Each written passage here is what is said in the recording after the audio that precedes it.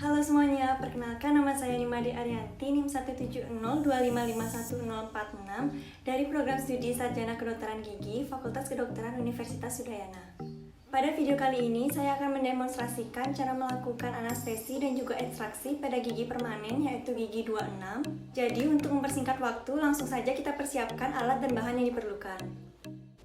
Adapun alat dan bahan yang diperlukan adalah masker, handscoon, tang cabut gigi 26, band, kaca mulut, pinset, sonde, siring, larutan anestesi, nirbecken, kasa, tampon, cotton pellet, tepen glass, larutan povidone iodine, dan dental study model.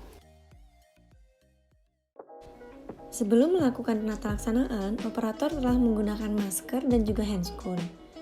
Untuk gigi 26, teknik anestesi yang dilakukan adalah blok nervus palatinus maius dan juga infiltrasi daerah bukal gigi 26. Persiapkan alat-alat anestesi. Buka bungkus siring steril, setelah itu ambil ampul anestesi, lalu putar-putar ampul agar anestesi terkumpul di bagian bawah. Setelah itu buka ampul anestesi, masukkan cairan anestesi secara perlahan ke dalam siring.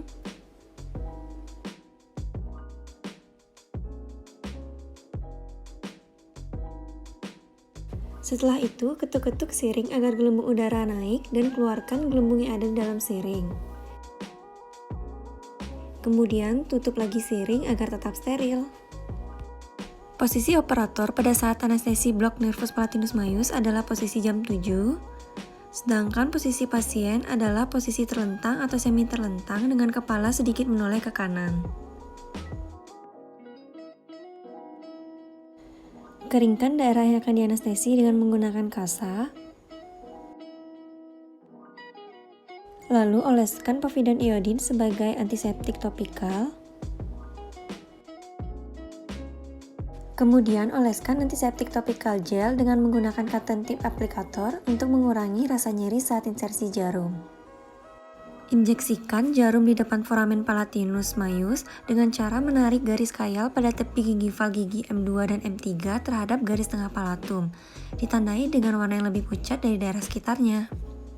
Lalu lakukan aspirasi, apabila negatif maka larutan anestesi dapat dideponirkan sebanyak 1 cc secara perlahan untuk menghindari adanya gelembung.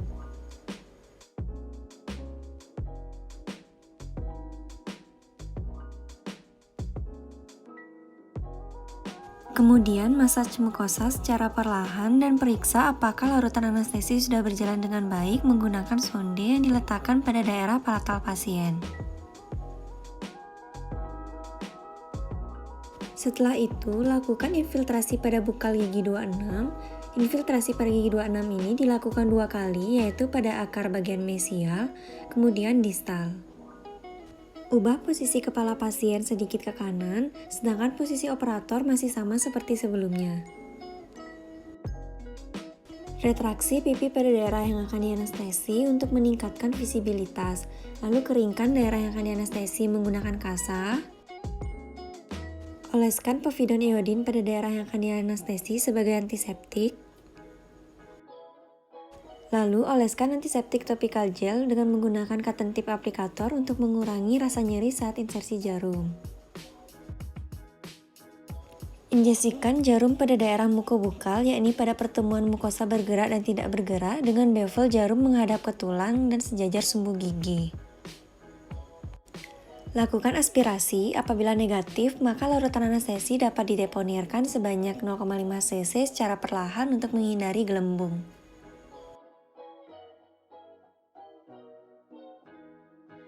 Kemudian tarik siring secara perlahan, lalu lakukan massage mukosa.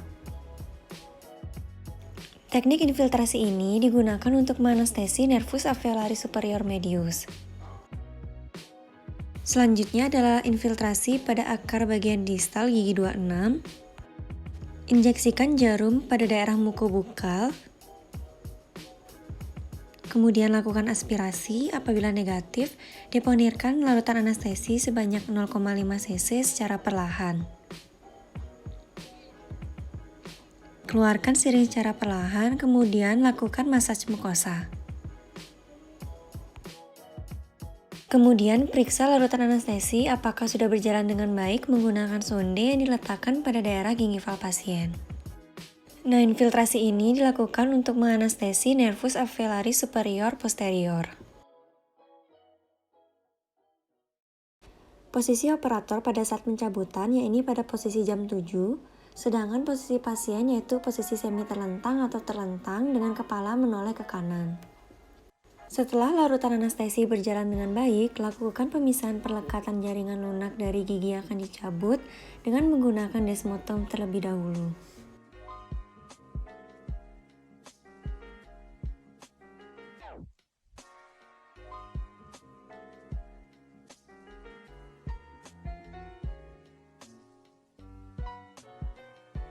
Luksasi gigi dan longgarkan gigi dari soketnya agar memudahkan pencabutan dengan menggunakan elevator atau bend. Posisikan di antara akar dan tulang alveolar dengan bagian konkav kontak dengan sisi mesial atau distal akar gigi. Apabila ingin melonggarkan bagian distal, maka gigi tetangga sebelahnya yang difiksasi, dan begitu pula sebaliknya.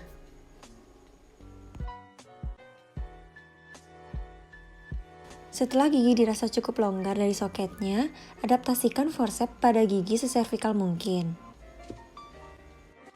Tangan kiri operator digunakan untuk memfiksasi gigi agar gaya yang disalurkan oleh operator tidak berlebihan.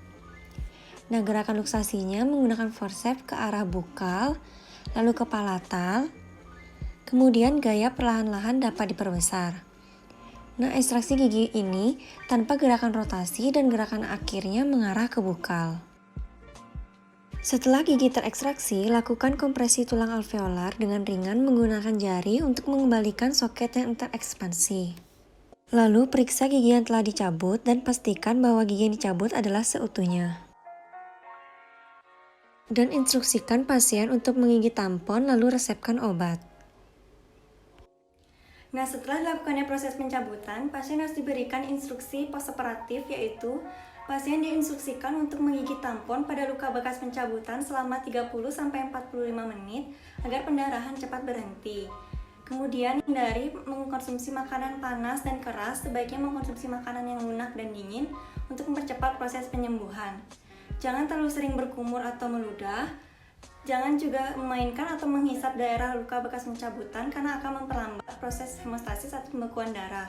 Tetap jaga kebersihan rongga mulut, kemudian konsumsi obat yang telah diresepkan oleh dokter secara teratur dan sesuai dosis. Pasien perokok dilarang merokok 12-24 jam pasca pencabutan.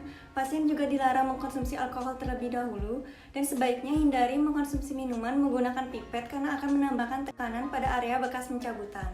Nah, setelah dilakukannya proses pencabutan, pasien harus diberikan obat antibiotik dan juga analgesik atau penghilang rasa nyeri seperti amoxicillin 500 mg tablet dengan total 10 tablet yang dikonsumsi 3 kali sehari setelah makan. Kemudian asamefenamat 500 mg tablet dengan total 10 tablet yang dikonsumsi 3 kali sehari setelah makan atau bila perlu. Nah, contoh penulisan resepnya ada di sini. Sekian yang dapat saya sampaikan pada video kali ini. Mohon maaf jika ada salah kata atau yang lainnya. Semoga bermanfaat dan terima kasih.